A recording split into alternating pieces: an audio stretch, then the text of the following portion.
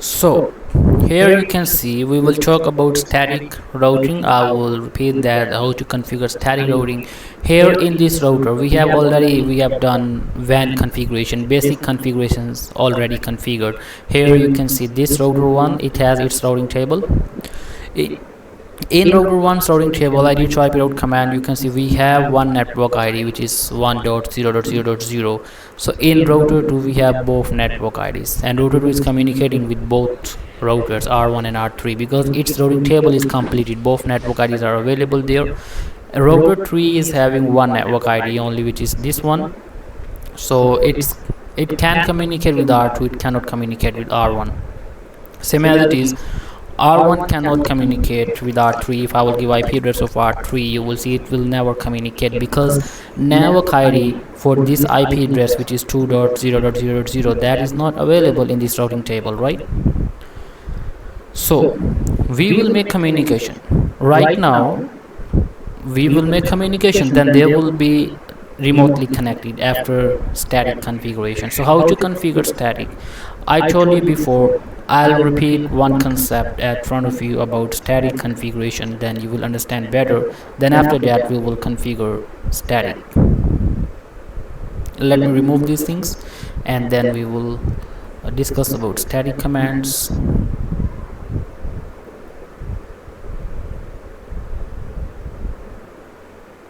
Alright, it's enough. I can use this space to explain static.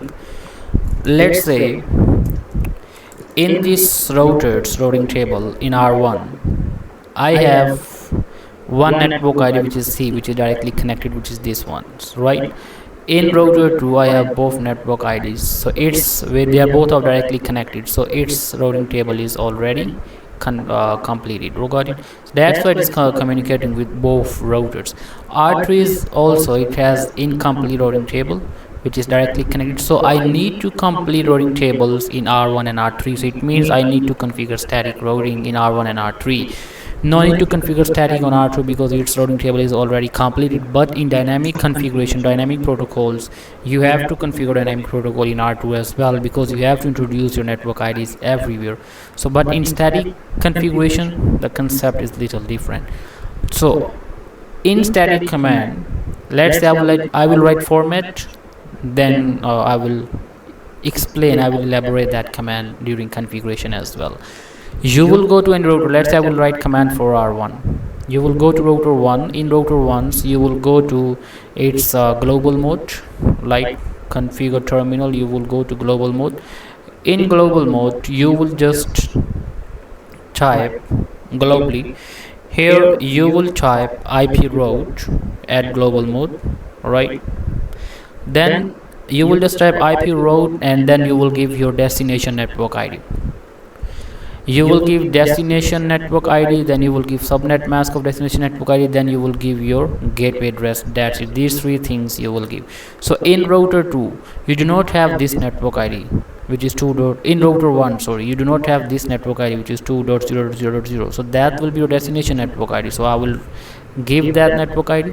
It belongs to class A, so you will give this subnet mask, which is 2.255.0.0.0.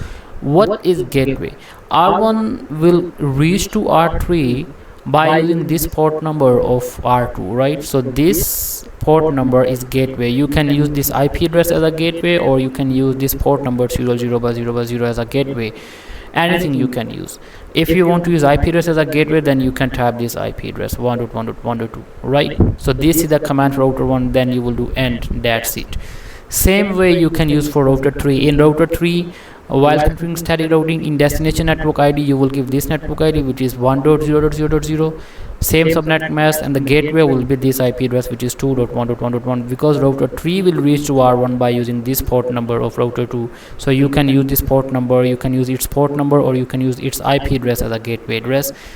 After that, when you will see routing table here in router 1, you will see that with static, this network ID will be there, and with static, with S, this network ID will be there. Then these routers will start communicating with each other. I will explain you this command practically as well. Let's say in router 1, I'm going to introduce, you can say we have only, you can see here we have only one network ID.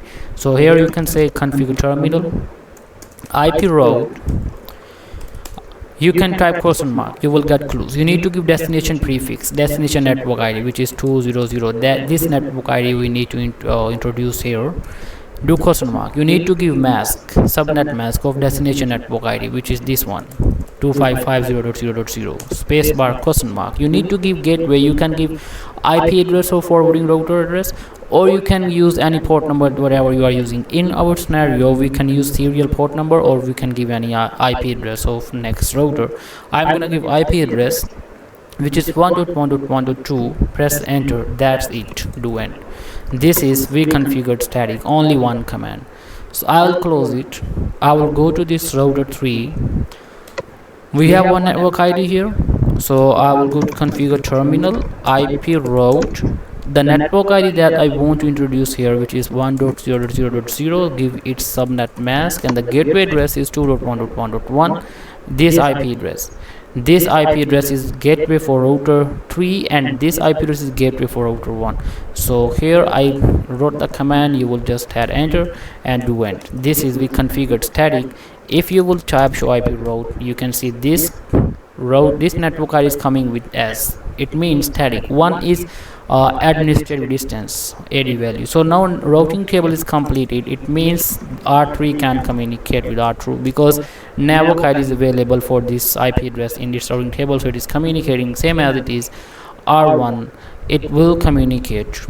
You can go to configure terminal, sorry, you can do, and you can type ping 2.1.1.2. it will communicate with R3. Why? Because its routing table is also completed. You can type show IP route to see the routing table, and this network ID is coming with static here.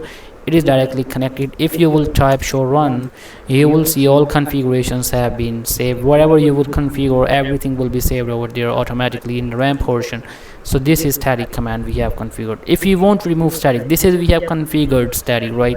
Let's say you want to remove static, you can just copy paste, you can just copy the command, and you can go to same mode where we configured, go to global mode. Here you will paste your command, and at the beginning of the command you will just type no and do space and do end.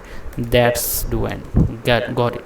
With this command we have removed static. Now if you will type show run, you will see that the place is empty, static is no longer exist, the command have been removed. Also if you will type show IP route, you will see incomplete routing table because we have removed static command. The same way you can remove static in router 3 as well. You can type show run, you will scroll down, you will find static command, and this is static command. Here you can copy the command, and you will go to configure terminal. Here you will paste your command, and at the beginning of the command you will just type no, do space and do end. This is we have removed static. You can type show IP route. We have incomplete routing table here as well. If you will type show run, you will see static configuration that have been removed from there. It's no longer exist. So this is we learned how to configure static and how to remove static. That's all.